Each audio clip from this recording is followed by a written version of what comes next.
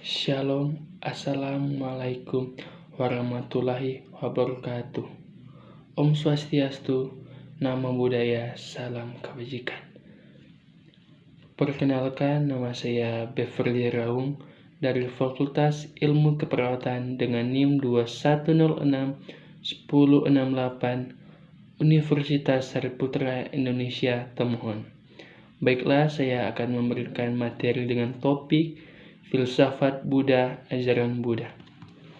Filsafat mengacu pada pandangan atau penerapan ajaran Buddha terhadap nilai-nilai kehidupan, eksistensi, pengetahuan, akal budi, materi, serta moralitas manusia.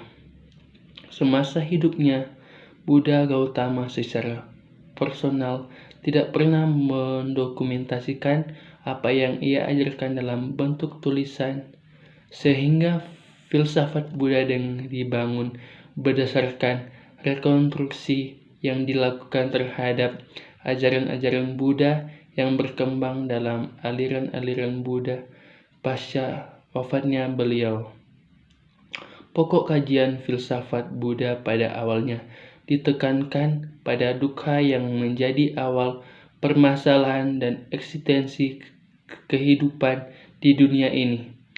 Pokok kajian tersebut dirangkum dalam 4 kebenaran mulia, termasuk di dalamnya jalan kebebasan dari dukkha tersebut untuk mencapai nibbana. Ajaran Buddha dalam perkembangannya memiliki cangkupan yang sangat luas dalam tinjauannya.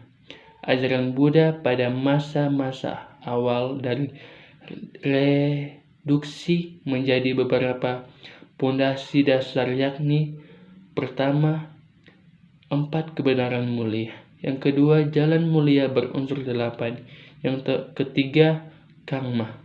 Yang keempat, kelahiran berulang atau punarbahwa. Yang pertama, 4 kebenaran mulia. Salah satu ajaran berdasarkan Buddha dikenal sebagai 4 kebenaran mulia.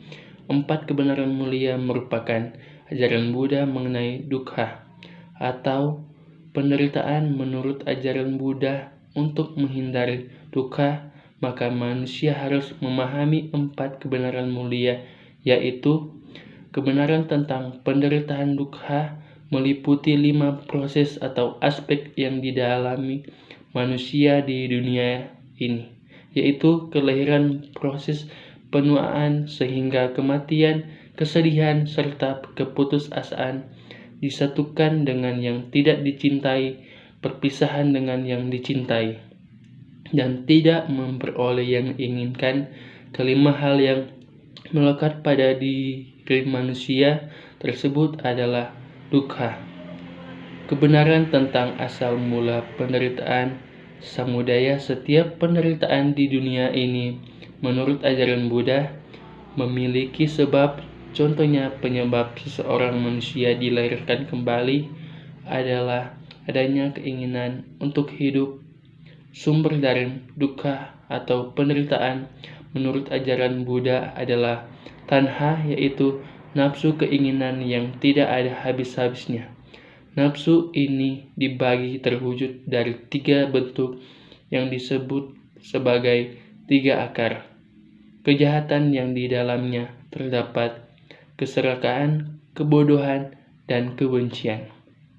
Kebenaran tentang terhentinya penderitaan nirhoha menurut ajaran Buddha, cara menghentikan penderitaan atau dukkha ialah dengan menghentikan sumber dari penderitaan tersebut, yakni tanha atau nafsu keinginan.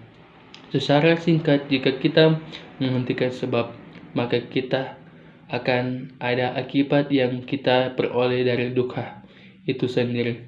Setelah terbebas dari dukkha, maka kita akan menuju nirvana, ketiadaan yang abadi. Yang keempat, kebenaran tentang jalan menuju terhentinya penderitaan, mangga. Jalan ini dinamakan jalan tengah atau jalan mulia berunsur 8. Yang kedua, jalan mulia berunsur 8. Jalan mulia berasal dari 8 merupakan jalan penghentikan dukkha yang juga termasuk dalam kebenaran keempat, dan 4 kebenaran mulia 8. Jalan ini dapat dikelompokkan dalam 3 aspek, yakni kebijaksanaan terdiri dari pengertian benar dan pikiran benar. Kemudian kemoralan terdiri dari ucapan benar, perbuatan benar, dan pencaharian benar. Yang ketiga, konsentrasi terdiri dari daya upaya benar, perhatian benar, dan konsentrasi benar. Yang ketiga, kangma. Kangma atau kangma dalam bahasa Sanskerta secara harfiah berarti perbuatan atau suatu aksi. Istilah ini merujuk fenomena bahwa setiap aksi atau perbuatan pastilah membawa konsekuensi. Ajaran Buddha memberikan perhatian bahwa setiap perbuatan yang patut atau tidak patut dan kebiasaan yang manfaat atau merugikan akan membawa kita kepada suatu konsekuensi yang sesuai karma, menempatkan individu konsekuensi dari perbuatannya, entah saat ini, di masa depan, atau kehidupan berikutnya. Yang keempat, kelahiran kembali punarbhava. Kelahiran kembali merupakan suatu proses menjadi ada leksis atau lahir kembali dari suatu makhluk hidup di kehidupan mendatang.